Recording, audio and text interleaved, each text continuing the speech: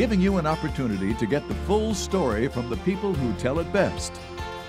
This is Mediacom News Leaders. I'm Elizabeth Kling with Mediacom News Leaders. Criminal couple Bonnie and Clyde will forever hold a place in American history, and you have a chance to learn more about their final days and Iowa ties thanks to the West Des Moines Historical Society this month. Gail Brubaker is here from the West Des Moines Historical Society. Thank you for coming in. Thank you for having me. Sounds like a really cool learning opportunity and presentation coming up March 15th. Yes, at the West Des Moines Public Library at 2:30. Former history teacher Rod Stanley will be telling us the kind of gory and sad story of the end of Bonnie and Clyde. Yes, how they spent their final year and starting. He did a presentation last year, right? Yes. That centered on the big shootout. The big shootout in Dexfield, in the park in Dexfield. They were here hiding out after a big police shootout in Missouri. So they came up to Iowa. They kind of sussed out the area beforehand and knew that there was this abandoned amusement park wooded area. So Bonnie and Clyde and Clyde's brother and his wife and another gang member were up here camping out essentially. So, and trying to heal from their wounds because they were shot, and going into town and buying medicine and food, and on one occasion ice cream. And a little girl remembers seeing them and being so insulted because the gentleman was eating ice cream but the woman with him wasn't. She thought, that's really unusual. So it kind of got people wondering, but this is during the Great Depression. So if you had cash money, no questions asked. Right. But it was finally figured out that it was probably them hiding out, so there was a posse of at least 50 individuals, some police officers and detectives from Des Moines,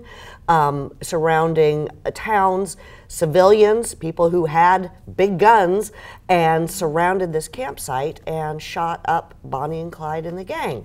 So about 8 months later was the end of Bonnie and Clyde down in Louisiana. But at least 3 times they came back up to Iowa and robbed banks. So it wasn't their only time here. Yes, Northwest Iowa primarily. Yes. Was kind of the connections there with the robberies. And Mr. Stanley makes a good point of the highway system being really good for them. They would pick these small towns where there weren't a lot of police officers around. There might just be a constable. And they could get in and get out quickly from these banks. Yeah. So they're kind of a modern day Robin Hood, allegedly. Yeah, is that why they have held such a place in our history, do you think? I mean, they were so young, actually, really, when they died. 25 and 23, so yeah, they were kids in a lot of ways.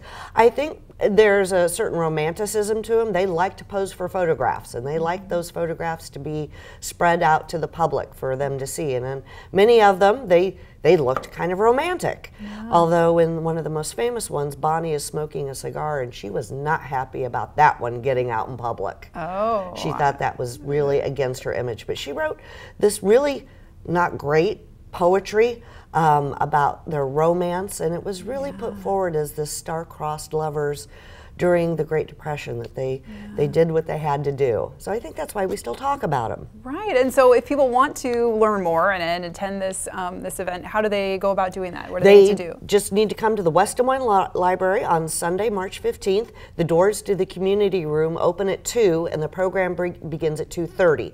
So I would recommend, given the great response we've had with Mr. Stanley in the past, that you get there pretty close to 2 o'clock. Yeah, how many people are you anticipating, well, based on last year? We had about 75 last year, and that's filling up the room. And we just did a program about Buxton, Iowa, and had over 130. Oh, so that's why I say interest. there is a lot. People really are interested in learning more about history, local and statewide. Yeah. Any other things to put on our calendar for the future? Well, we do these Iowa Files programs thanks to support of our members and the Library Foundation every month from September through May. So I'd say take a look at our website, along with tours of the Jordan House, and we now have tours of Bennett School, the one-room schoolhouse that we own. So take a look at our website, which I know you have on the screen, and we will keep it updated, or follow us on Facebook. Sounds good. Well, that website again, right there, wdmhs.org. And Gail, we appreciate your time. Thanks so much. We've been talking with Gail Brubaker from the West Des Moines Historical Society. Join us next time here on Mediacom News Leaders.